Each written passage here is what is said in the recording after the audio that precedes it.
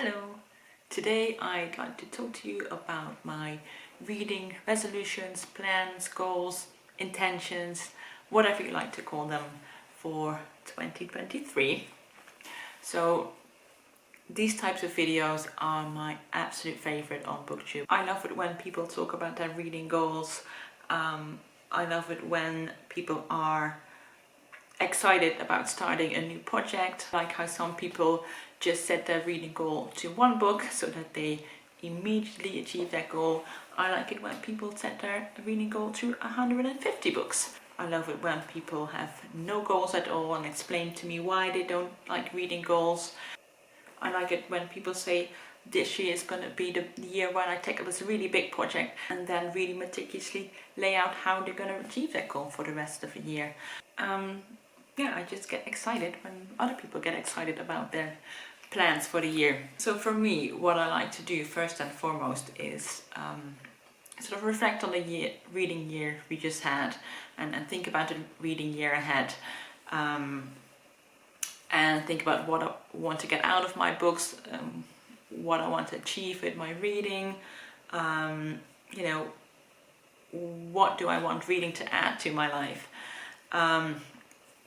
So that's what I've been doing, and I think of this in a very general way, just sort of like what vibe I want my reading to be in 2023.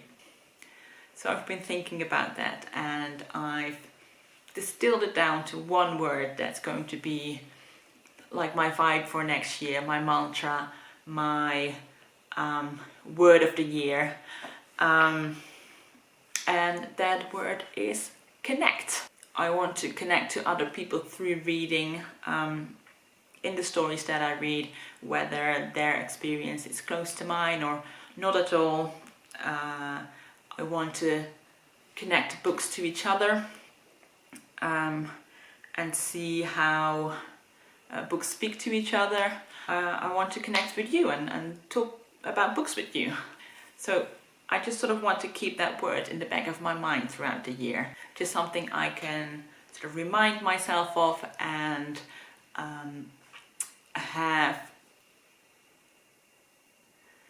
have it as a thread throughout the year. So that's like the general goal of 2023. But I also love a good list that I can check off. I've joined a couple of challenges on the Storygraph. I particularly love how the Storygraph does challenges, because you can easily add books to your challenges, and you can also see what other books people are reading for that challenge. So it's a great way to get inspiration. So let's just start with the most simple basic goal we all probably have, and that is just the number of books you want to read in the year. And I set mine to 52 books because I like to be a person who reads a book a week. For the last years I've been reading way more than that. I've been averaging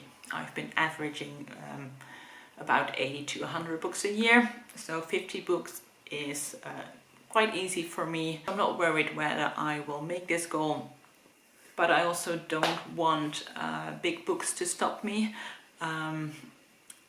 And yeah, I just like the idea of having read a book a week. And then the next two challenges I'm doing sort of go hand in hand. I always like to do a yearly reading challenge that makes me read diversely. I started doing this with the Reading Women challenge that they always used to host. And then last year I did the Feminist Reading Challenge. This year I've been looking at different challenges. I actually found two that really spoke to me. So I decided to do them both, because I figured if I read nothing else but the books that are on that challenge, I will probably have a really interesting reading year. And some of the promise on these different challenges kind of overlap. So I think that will work out. So the first one is the challenge that the Montana Book Company is doing. Now, if you follow Greg of Supposedly Fun, then you've probably heard of this challenge. Now, it might seem a bit random for me to join this challenge, since it is set by a bookstore that is on the other side of the world, and the chances of me visiting it probably ever. It's quite slim. But I do really like their prompts, and from what I've heard Greg say about the bookstore, it is a really, really wonderful place. Like I said, I think the challenge will really diversify my reading. The challenge consists of 29 reading prompts. A couple of them are read a book about deafness, read a book with an asexual character, read a book about social or political activism, read a book by an author writing during the Harlem Renaissance, that kind of thing. And then the other challenge I will be joining is the Feminist Reading Challenge, which I did last year as well. It is hosted by Liv over at Liv's Literary Nook on Instagram, and she also promotes reading diversely, and especially also promotes reading around the world. So that challenge consists of 23 reading prompts, and some of the prompts are read a book by a writer from Oceania, read a book about sex work, read an historical fiction from a Southeast Asian writer, read a memoir by an African writer. So again, lots of fun prompts to do. I'm really excited about both of these challenges because I do think they're going to bring me a really interesting reading year. And then the next few challenges I'm doing on the Storygraph are sort of longer projects, so they're not just for 2023. One of them is that I made myself a list of 40 books I want to read before I turn 40, which will be in about 2 3/4 years. And the books on that list are all books that whenever I see them, you know, whether in a bookstore or I see someone else mention them, I think to myself, oh yeah, I still want to read that book. So these are classics and backlist books that have just been lingering in my mind, and I wanted to make a priority of them and actually get them read. So my goal for 2023 will be to read 15 books of my list of 40 before 40 books. And then I'm also doing a countries challenge on the Storygraph, which is to read a book from every country. So I joined this challenge basically when the Storygraph made challenges available on their website. So I haven't taken account any countries I've read from before that time, and I'm also not putting any time limit to this particular challenge. I just sort of want to keep track of it, and my goal for 2023 is to read books from 10 new countries. And lastly, for challenges, I have joined the 120 books in 120 years challenge, and that is to read one book from every year starting at 1900 to 2020. For that, in 2023, I also want to add 10 new books to the list. So those were all my reading challenges. I like these challenges to have as a sort of focus for the year, but they're not going to be the be-all and end-all of what I read in a year. Like, if I don't manage all of this by the end of the year, it is absolutely no big deal. There is something that Sarah over at Hardcover Heart said in her reading plans video for 2023 that really resonated with me, and that was, I want to be doing the reading that prepares me for the conversations I want to have with you. And that really spoke to me and also inspired me to have this word connect be something I want to focus on in 2023. And she talked about it in relation to what she wants to do with her channel as well, in that she doesn't want to be an influencer, she just wants to read the books and have a conversation about it. And that's sort of what I want to do for my channel as well. I find it very important to stay true to myself.